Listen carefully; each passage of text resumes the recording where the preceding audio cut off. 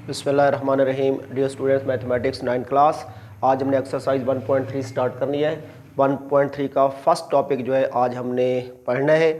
Dear students, हमारा आज का जो टॉपिक है वो है addition and subtraction of matrices का रूल हमने समझना है कि कौन से मैट्रिसेस ऐड हो सकते हैं और कौन से मैट्रिसेस ऐड नहीं हो सकते।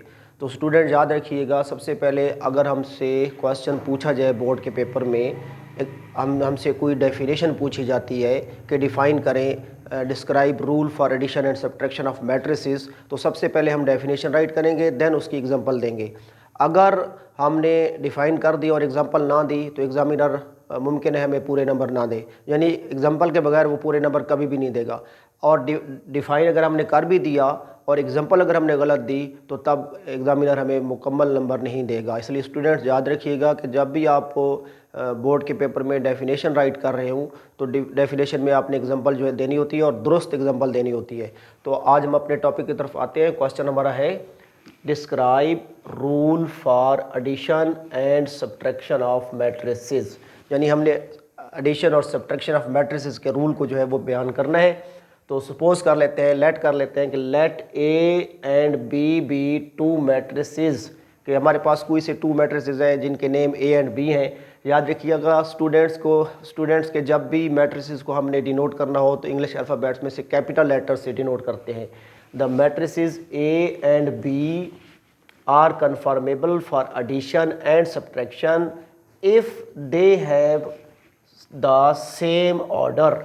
यानी रूल क्या है कि टू मैट्रिसेस उस वक्त ऐड हो सकते हैं जब उनके ऑर्डर सेम हो। और ऑर्डर हमने प्रीवियस लेक्चर में पढ़ लिया था कि किसी भी मैट्रिक्स का ऑर्डर देखना हो तो नंबर ऑफ रोज़ और नंबर ऑफ कॉलम्स को काउंट कर लेते हैं। तो नंबर ऑफ रोज़ और नंबर ऑफ कॉलम्स हमें बता रहे होते हैं कि इस मैट्रिक्स का क्या ऑर्डर है। फॉर एग्जांपल हमने एक मैट्रिक्स ए लिया, उसकी एंट्रीज़ हैं 2 5 6 7 9 8, यानी फर्स्ट रो की एंट्रीज़ हैं 2 5 6 और सेकेंड रो की एंट्रीज़ हैं 7 9 8। तो ये जो मैट्रिक्स ए है इसका ऑर्डर हमारे पास है 2/3, चूँकि इसमें 2 रोज़ हैं और 3 कॉलम्स हैं। कॉलम नंबर 1 की एंट्रीज़ हैं 2 7, सेकंड की एंट्रीज़ हैं 5 9, थर्ड की एंट्रीज़ हैं 6 8। तो ए मैट्रिक्स जो है वो है 2/3 ऑर्डर का और एंड बी, और सेकंड मैट्रिक्स जो हमने लिया है उसका ऑर्डर भी 2/3 है क्योंकि इसकी 2 रोज़ हैं और 3 कॉलम्स हैं। फर्स्ट रो की एंट्रीज़ है 0 1 6, सेकंड रो की एंट्रीज़ हैं 2 5 3, फर्स्ट कॉलम की एंट्रीज़ हैं 0 2, सेकंड कॉलम की एंट्रीज़ हैं 1 5 और थर्ड कॉलम की एंट्रीज़ है 6 3।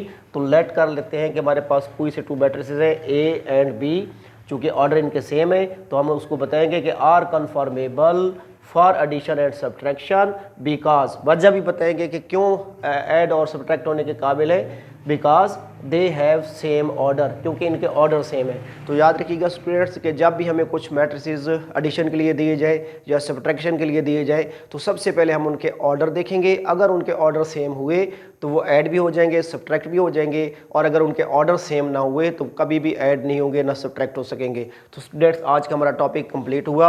आपने हमें दुआओं में याद रखना है। खुदा हाफिज़।